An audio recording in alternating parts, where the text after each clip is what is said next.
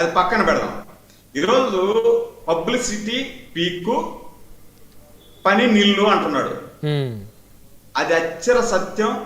గత 5 సంవత్సరాల్లో జరిగింది. దానికి ఉదాహరణ ఏమంటే, అన్నమయ్య డ్యామ్ దిగిపోయింది. అన్నమయ్య డ్యామ్ దిగిపోయి ఊర్లే కొట్టుకొని వెళ్ళిపోయినాయి. గేదెలు ఎన్ని పోయినాయో తెలియదు, ఎంతమంది చనిపోయారో తెలియదు.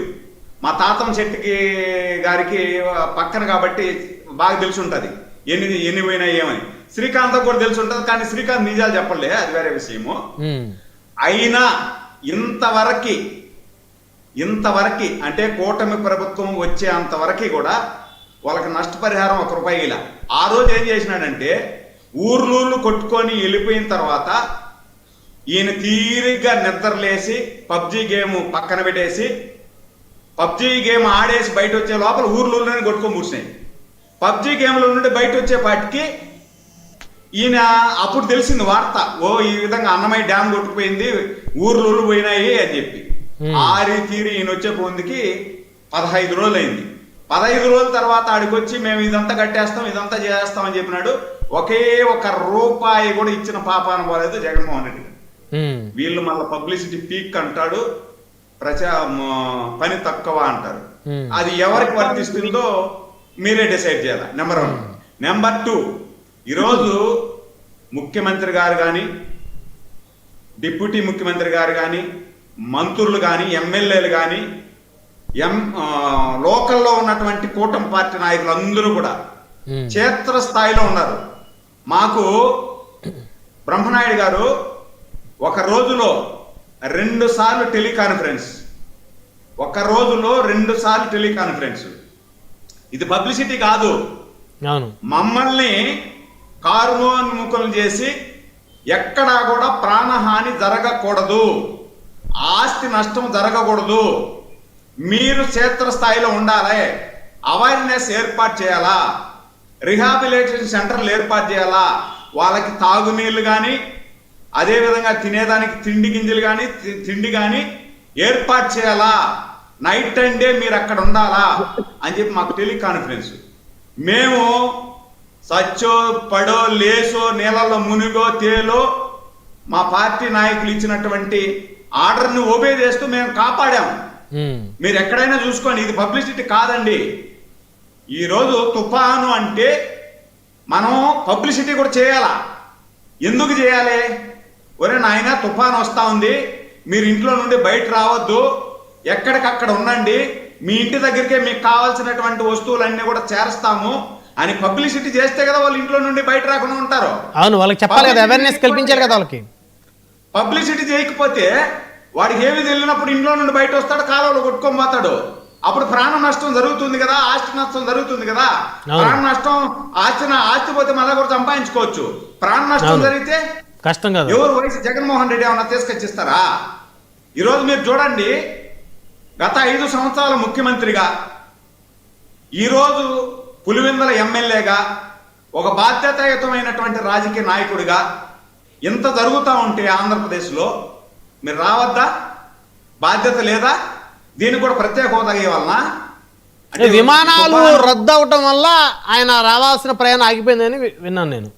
అవునండి, ఇప్పుడు తుఫాన్ను పరామర్శించేదానికి కూడా ప్రత్యేక హోదా ఇవ్వాలా, ప్రత్యేక విమానం పెట్టాలి ఈయనకి, యలహంక ప్యాలెస్ నుండి ఇక్కడికి వచ్చేదానికా?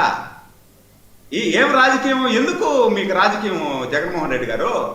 మీరు వదిలేసేయండి. ఇంకెవరో యాక్టివ్గా మీ పార్టీలో ఉండేవాళ్ళు, బొత్స సత్యనారాయణ లేకపోతే మిగతా వాళ్ళు ఎవరు పార్టీని కాపాడుకుంటారు. మీరు ఎందుకు ఈడ? కానీ ఈయన ఏం చేస్తారు తెలుసా బ్రహ్మనాయుడు గారు? ఈయన ఎవరైనా వీళ్ళ పార్టీ వాళ్ళు బెట్టింగ్ రాజు ఉంటారు చూసారా? అవును, బెట్టింగ్ రాజా వాళ్ళు ఎవరైనా చనిపోతే వెంటనే అక్కడి నుండి ఆగ మేఘాల మీద పరిగెత్తి వచ్చి వాళ్ళని పరామర్శించే నెపంలో ఎవరో ఒక తలకాయ మీద ఎక్కిచ్చేసి వాళ్ళని రిజర్వ్ చేసుకుంటారు. మళ్ళీ డేట్ రిజర్వ్ చేస్తారు. మళ్ళీ పరామర్శించేదానికి ఒక డేట్ రిజర్వ్ చేసుకొని ఈయన్ని పరామర్శించినాక మళ్ళీ ఇంకొక తలకాయ బాగా కొడతాడు. ఆ తలకాయ పరామర్శించేదానికి రిజర్వ్ చేసుకుంటాడు. మళ్ళీ ఓడుకోటి ఇట్ట ఈ విధంగా చేస్తాడు. అంతే. ఈయన ఎక్కడా కూడా డైరెక్ట్ గా ప్రజల కోసం, ప్రజలు ఏదైనా ఇబ్బందుల్లోనో అవకతవకల్లోనో ఉంటే వచ్చే పాపానుభవం వస్తే మన వైసీపీ పార్టీ కాదు. వస్తే వేరే పార్టీ అవుతుంది. Okay. వైసీపీ పార్టీ కాబట్టి ఆ విధంగా రారు. బెట్టింగ్ రాజ్యాలు కానీ లేదంటే గంజాయి మాఫియా చేసిన వాళ్ళు కానీ లేదా గంజాయి మత్తులో వాళ్ళు కొట్టుకొని సస్తారు చూసారా, వాళ్ళని పరామర్శించేదానికి వస్తారు. వాళ్ళు ఏదో స్వతంత్ర సమర యోధులు, దేశాన్ని ఉద్ధరించేదానికి, రాష్ట్రాన్ని ఉద్ధరించేదానికి వీళ్ళు పుట్టారు, పిల్లకాయలు కదా గంజాయి తాగుతారు, పిల్లకాయలు కదా కొట్లాడుకుంటారు అని దానికి వస్తాడు అంతే. ఈరోజు చూడండి, గతంలో 2014 నుండి 2019 వరకు కూడా హుదూద్ తుఫాన్ వచ్చింది. ప్రతి ఒక్కరికి కూడా ఈ రోజు కంటికి కట్టినట్టుంది. హుదూద్ తుఫాన్లో విశాఖ ఎయిర్పోర్టు రేకులు కూడా గాలికి ఎగిరిపోయి టోటల్ బయటపడిపోయాయి. అవును, అక్కడే ఉండి ఒక నిష్ణాతుడైనటువంటి ముఖ్యమంత్రి, పనిమంతుడైన ముఖ్యమంత్రి అక్కడే ఉండి ఆయన పనిచేస్తే ఆఫీసర్లు అందరూ పనిచేస్తారు, నాయకులందరూ పనిచేస్తారు కాబట్టి దాదాపు 10-15 రోజుల్లో యథాస్థాయికి తీసుకొచ్చారు. అప్పటి ప్రధానమంత్రి గౌరవ నరేంద్ర మోడీ గారు విశాఖ పర్యటనకు వచ్చి గొప్పగా మెచ్చుకున్నారు.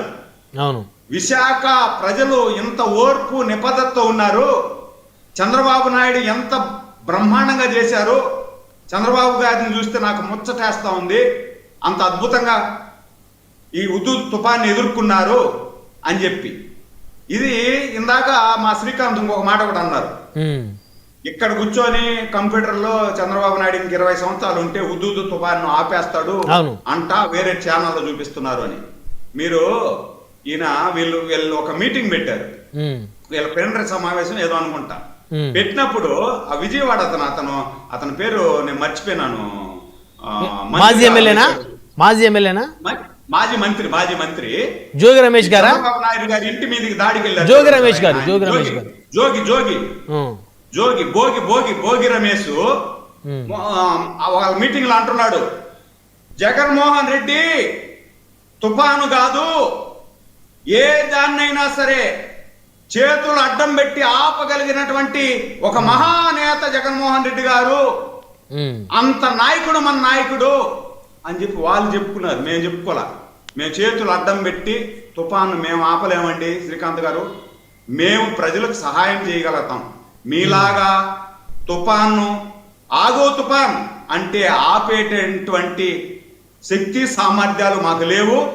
కొట్టుకొని ప్రజలు వెళ్ళిపోయినా, ధన నష్టం ప్రాణ నష్టం జరిగినా మనం తాడేపల్లి ప్యాలెస్ కూడా రాకుండా యలహంక ప్యాలెస్ లో పబ్జీ గేమ్ ఆడుకుంటూ ఎంజాయ్ చేసే నేచర్ మాది కాదు. మేము ప్రజల కోసం పుట్టిన పార్టీలు మావి. కూటమి పార్టీ 10 కాలాల పాటు అధికారంలో ఉండాలని చెప్పి ప్రజలు ఆశించి మాకు అద్భుతమైనటువంటి మ్యాండేటరీ ఇచ్చారు. ఆ మ్యాండేటరీతో ప్రజలకు ఏమాత్రం అన్యాయం జరగ